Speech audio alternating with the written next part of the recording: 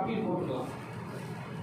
இதெல்லாம் ஏன் என் மனசுக்குள்ள ஓடுது அப்படின்னு சொன்னாங்க, இப்போ இந்த சமுதாயத்துல பெண்களுக்கு பாதுகாப்பு வேண்டும் என்ற ஒரு நிலைமை உண்டாகி இருக்கிறது. எந்த பெண்களுக்கு? இன்னொரு கேர்ள்.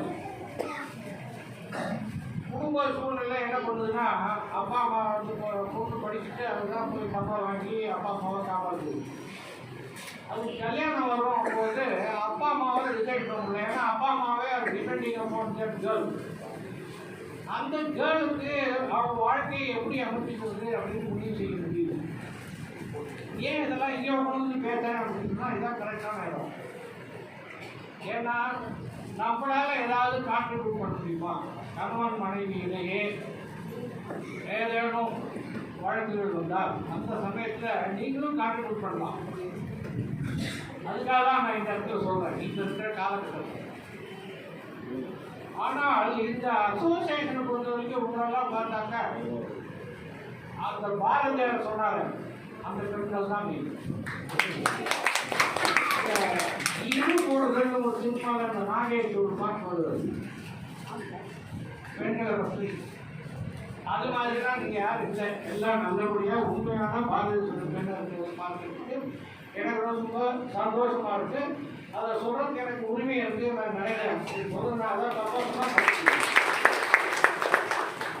நீங்க இந்த மாதிரி ஒரு டீம், ஒரு 30-50 இந்த மாதிரி டீம் உண்மையிலேயே இந்த சமுதாயத்துக்கு நல்லது செய்யணும். ஜாதி மதம் அதெல்லாம் விட்டுருங்க. ஜாதி போயிடுச்சுன்னா அவன் ஜாதி இருக்குறான், அவன் ஜாதி எப்படிதான் அதை பற்றிலாம் நம்ம டயத்தை வேஸ்ட் பண்ணுவாங்கன்னா அதுக்கு தனியாக ஆட்களுக்காக அவங்க பார்த்துக்குவாங்க. அப்படி ஏமாற்றுவாங்க, ஏமாந்துட்டு போகிறோம்.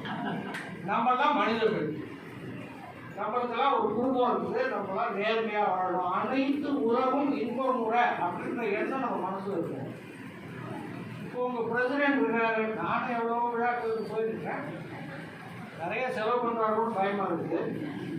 பட் இருந்தாலும் மனசு ஒரு லைப்ரரி தரனாரு, ஒரு கம்ப்யூட்டர், எல்லாரும் 30 வருஷமா இருக்கிறவங்க கொடுத்து பாராட்டுறாரு. அதுக்கெல்லாம் ஒரு மனசு தான்.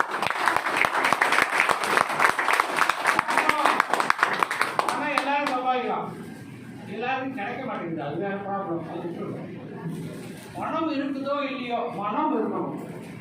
இந்த வயசுல இந்த டீம் எல்லாம் என்ன பெரிய வயசாக போகுது, இவங்களுக்கு இந்த மனசு இந்த விழாவை கொண்டாடணும்.